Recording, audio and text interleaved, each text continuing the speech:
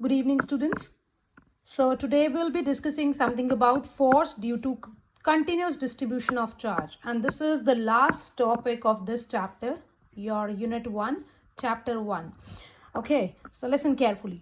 Now question will be asked in the exam. Obtain expression for force due to different type of continuous distribution of charge. They will mention you that you have to solve it for linear charge density, surface charge density, or volume charge density. That will be given in the paper.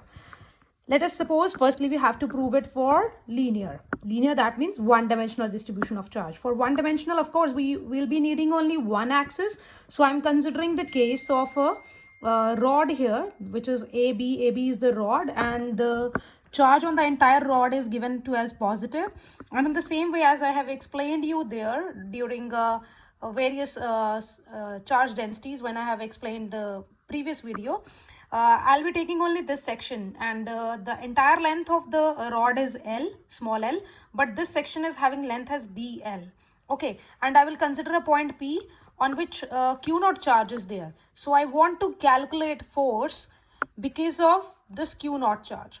So suppose this position vector is given by R vector, and R cap is the direction of this particular position vector. Now we'll read here. It says when the charge is uniformly distributed over line, straight or curved, okay, we can call it as linear charge distribution. For example, charge on a long wire or a ring, etc. Now consider a wire AB of length small l on which Q charge is distributed uniformly, and let lambda is the linear charge density, charge per unit length, which I have already explained to you. Now consider a small element dl of the wire.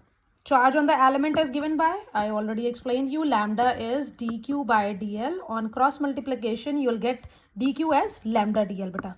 And you very well know that force is given by 1 by 4 pi epsilon naught q1 q2 upon r square into r cap. But here we'll be using, as the section is small, on the entire rod or the length of the rod, the force will be capital F, but we want to calculate only for this much section. So force will be small, as the charge is small, so force will be small. So force, in place of F, I am writing here dF, because we are dealing with small force of the small section. And 1 by 4 pi epsilon naught is same. Q1 is here your dq, because in this section, in small section, the charge is dq in this section.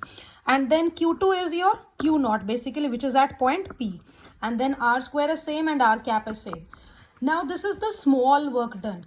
And in physics, if we want to calculate for the entire section, we usually integrate that equation. So we have calculated for this part, but we want to calculate for the entire section, or we can say for the entire rod. So we have to take integration. So integrating both sides, when you integrate here, you'll get F here, and integration of 1 by 4 pi epsilon naught dq q0 upon r square into r cap. As you very well know, all of you, that this line integral is over the L function, so that's why L is written here. Okay, 1 by 4 pi epsilon naught. In place of dq, you have to substitute this value, lambda dl. So I'm writing lambda dl in place of dq here. And we can take out the things common, like q0 is constant, so we can take out of the integration sign. And 4 pi epsilon naught is again, of course, constant. So we have F vector as Q0 upon 4 pi epsilon naught integration of lambda upon r square dl into r cap.